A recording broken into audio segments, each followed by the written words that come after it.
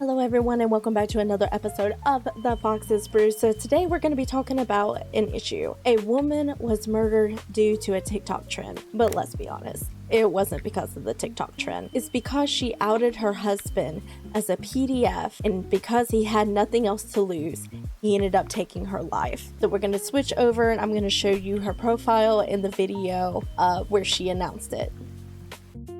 So this right here is Sara. She was a TikTok influencer, 49,400k follows. I'm sure it's gained since the unfortunate passing. And right here is the video for you guys.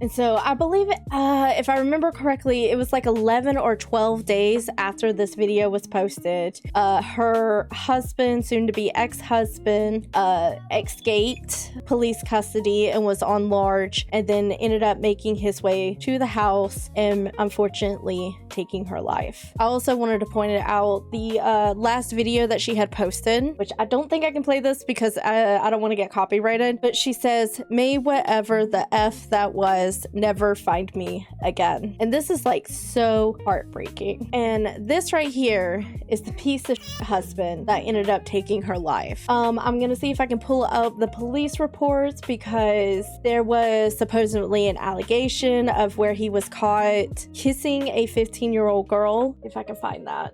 It's sad that people like him end up getting a large following, ends up being successful. Like, the internet makes the wrong people successful. And unfortunately, in this case, a murderer became successful. Now, she was in court about a month ago. She had asked the judge to continue an emergency protective order against her husband. The order was he had to stay 100 yards away from her and the house. Apparently, around the same time, a 15-year-old girl's mother had put in for a separate protective order because Duffy was caught kissing a 15-year-old girl that he was coaching. Personally, if there's any kind of protective order put into play, especially like if he has to stay away from like his wife or kids or something like that, the school should jump in and basically say, nope, you gotta go. You gotta order against your own kids, your wife and everything. You can't be at the school. You can't work for the school. But right here in this article, this part, it says, according to the protective order filed by the minor's mother, Duffy was caught by another coach while he was alone with the girl. This wasn't the first time, apparently. Okay, so now, like, if this wasn't the first time, why is he still coaching? Why is he still being allowed around these kids? That school should be looked at when it comes to this stuff too. But the girl told her mom that Duffy had been sending her inappropriate messages, previously invited her to his hotel room on a tournament trip, and had given her money to keep her quiet. A report was made. So disgusting. So right here is the article. An Oklahoma woman was killed less than 2 weeks after she posted a TikTok video publicly accusing her estranged husband of child CM in what authorities say appeared to be Sara was unalived July 23rd at a home. Her estranged husband died of apparent self-inflicted gunshot wound. Unfortunately, she ended up leaving behind 2 children. On July 11th, she posted a TikTok video where she had more than 30,000 follows. And as you can see, she ended up gaining more followers. Using a popular social media trend in which users film themselves as if sitting for a Netflix documentary style interview, typically to share personal stories. And I'm gonna go ahead and tell y'all, it's not the trend that ended up getting her unalived. It was the man that did it. He had nothing else to lose. As y'all had seen, he had a very large following. You know, personally, and I can't, all the videos are gone. He set his stuff too private before any of this happened. But if you can see the other videos, there's nothing there. Like if you look at his eyes, there is nothing there. And unfortunately, when a man like that has nothing to lose, a lot of women will lose their lives. That's why a lot of women, when they go to like leave DV, they will move in silence and no one would really know except for very close family members. And yep, right here, over 15 million views. She was unalived 12 days later. Now, this is going into talking about the 15-year-old girl. On June 9th, a 15-year-old girl and her mother reported that Duffy, who coached the girls' traveling basketball team, had inappropriately touched her. Police said another coach witnessed the incident and immediately intervened, according to NBC. Similar conduct towards the particular juvenile player was reported to have occurred over an extended period of time in multiple law enforcement jurisdictions across multiple states. Wow. I wonder if this was ever reported before though. Like personally, and this is just my opinion, in some of the videos that I have stated, I'm going to try to see if I can find any proof for this, but people were saying before that apparently he had some kind of court order where he couldn't be around his kids. If school staff at the school has a court order to where they can't be around their own kids, personally, they shouldn't be around kids, period. So why is he still working at the school, or why was he even working at the school? I haven't seen the report on that, but I'm gonna see if I can find it. Now, right here is that protective order. It was filed on June 10th. Right here, it even says protective order. This is their names. Let's see. It says event Tuesday, June 23rd, 9 a.m. Hearing emergency protective order. Monday, August 24th. Status on criminal case. Protective order. Give me a second. I'm gonna move myself. Okay, so it was granted for Southwell be set for June 23rd, 9 a.m. before judge.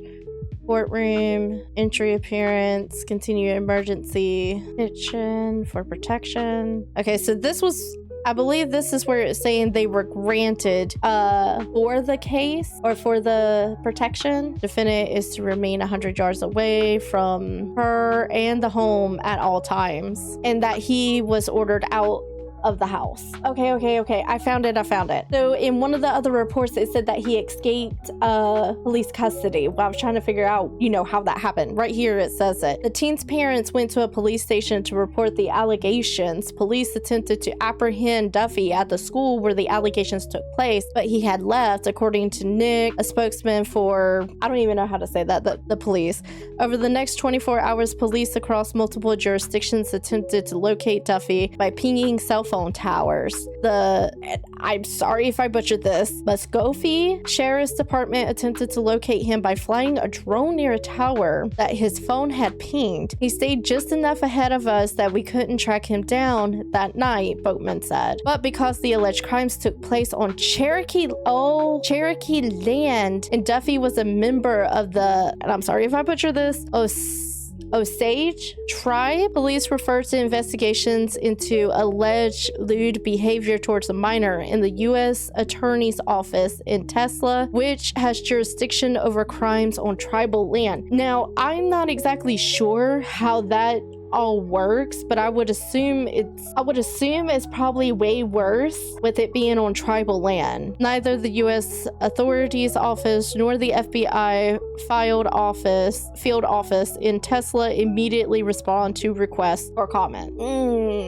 Okay, so technically he did not flee police custody. Maybe he did get warned that police were coming after him or something, which I don't know if there's anything to back that up. If anyone did tell him, but if someone did tell him, you're a piece of shit. And personally, I hope you get the karma that you deserve. All right, so here is a video for you guys. Officers say a child ran to a neighbor's house for help, and that's when police later found Sara and Jeremiah Duffy dead inside their home. Jeremiah went by the name Sean. Approximately 11:15 last night, we got an emergency 911 call to our dispatch center. Officers responded. They made entry into the house where they found deceased male and deceased female. I interviewed the couple last year for a separate story. Court records show Sara filed multiple protective orders against Sean, with the most recent order filed in June of this year.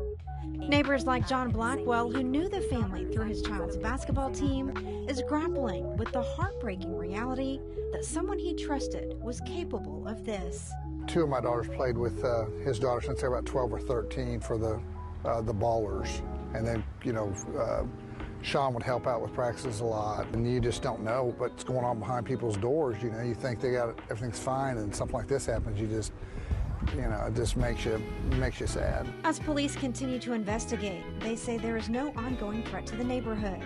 The community is now mourning for the children who are forever changed. I mean, fortunately, the threat is gone, but unfortunately, we lost a beautiful soul. That's the sad thing about this. All right, so I just found this video, and this is what I'm talking about when I say, dead eyes. Sara Gilson's death just became even more disturbing. All of the red flags have been there for decades.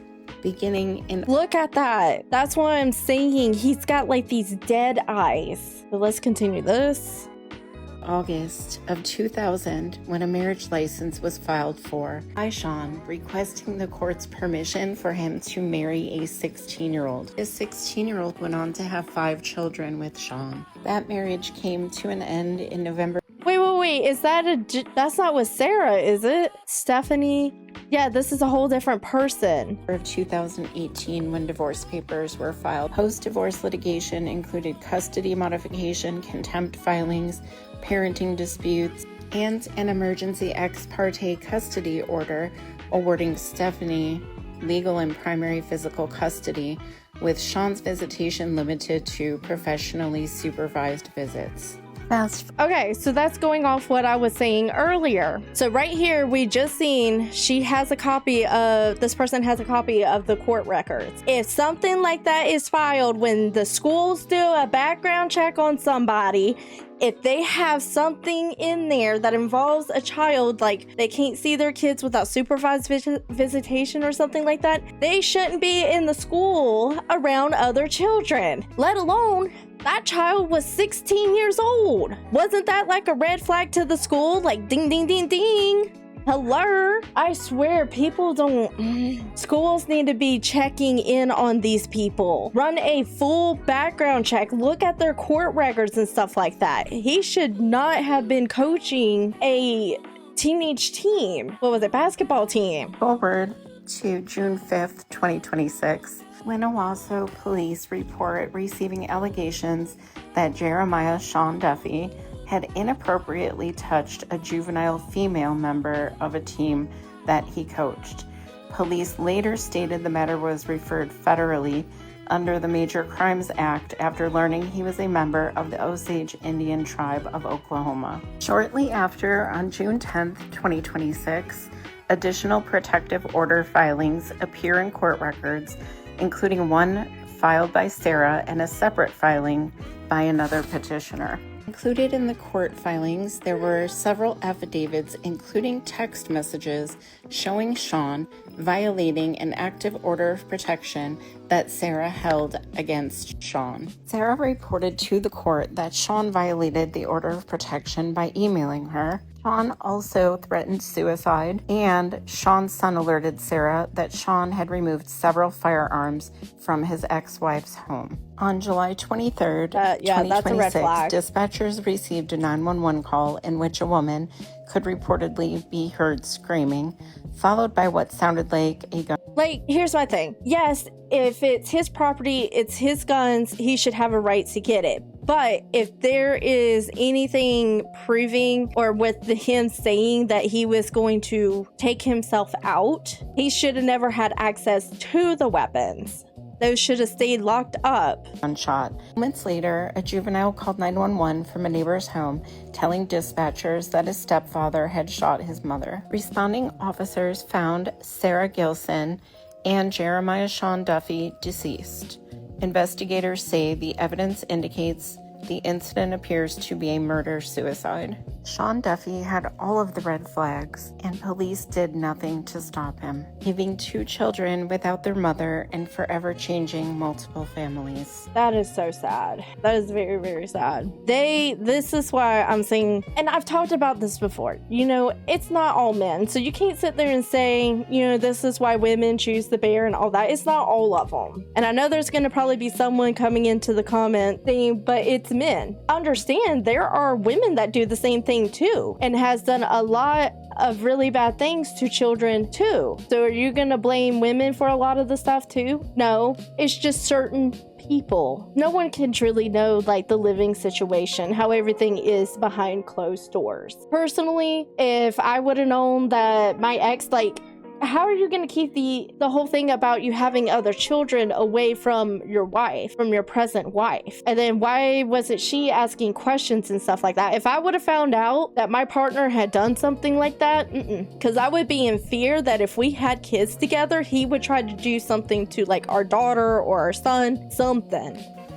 Now, this is just my opinion, and we have seen this for years, that the system fails people. More specifically, it fails the ones that have put in a protective order. If a protective order is granted, I feel like the person that has to stay away and everything like that should have some kind of tracker on them, some kind of ankle bracelet tracker, something, because we have seen where a lot of women that go in for that actually get granted and unfortunately ends up losing their life. I saw that there was a GoFundMe. If I could find the link again, I'm gonna post it down in the description if you guys would like to donate for her kids. Please send them love and care, and we will see y'all next time. Bye bye.